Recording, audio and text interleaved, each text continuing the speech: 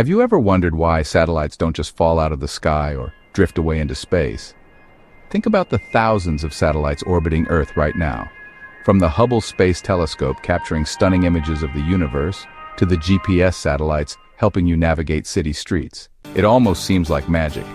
These man-made machines orbit our planet, sending us signals for GPS, broadcasting TV channels, and helping us predict the weather. But the secret to how satellites stay in orbit isn't magic at all. It's physics. A satellite stays in orbit because of a delicate balance between two forces, gravity and its forward motion. Let's break it down. Imagine you're standing on a mountain and you throw a ball. This is actually a classic way NASA explains orbital mechanics. The ball arcs through the air and falls to the ground because of Earth's gravity. The ball arcs through the air and falls to the ground because of Earth's gravity. Now, if you throw the ball harder, it will travel farther before hitting the ground. If you could somehow throw the ball fast enough, at about 28,000 kilometers per hour, or roughly 17,500 miles per hour, something fascinating would happen.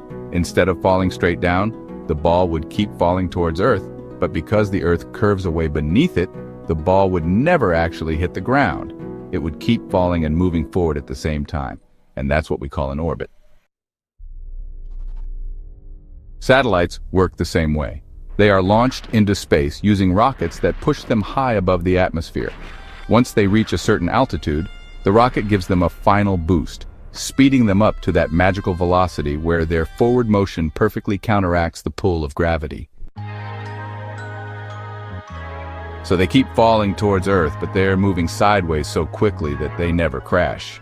They just keep circling the planet. The height of a satellite's orbit depends on what it's meant to do.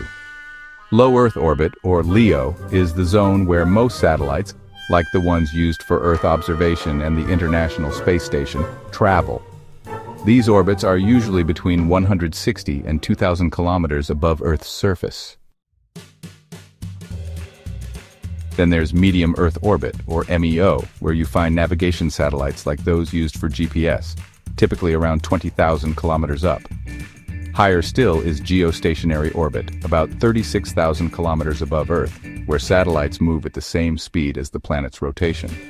This means they stay fixed over one spot on Earth, perfect for weather monitoring and telecommunications. Satellites don't stay in orbit forever, though. For example, the famous Skylab space station re-entered Earth's atmosphere in 1979, breaking apart over the Indian Ocean and parts of Australia.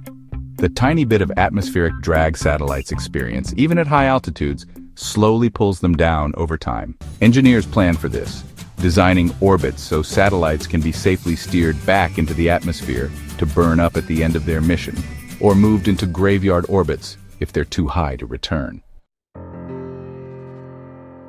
Ultimately, satellites stay in orbit thanks to a precise balance of forces, moving fast enough to counteract gravity, but not so fast that they escape Earth's pull entirely.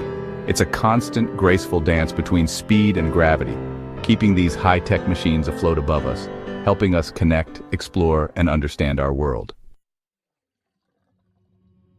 So next time you check your GPS or watch a satellite image of an approaching storm, remember the incredible physics at work, and the invisible forces keeping those satellites in the sky. Got a question about how something really works? Drop it in the comments and we might cover your topic in our next video.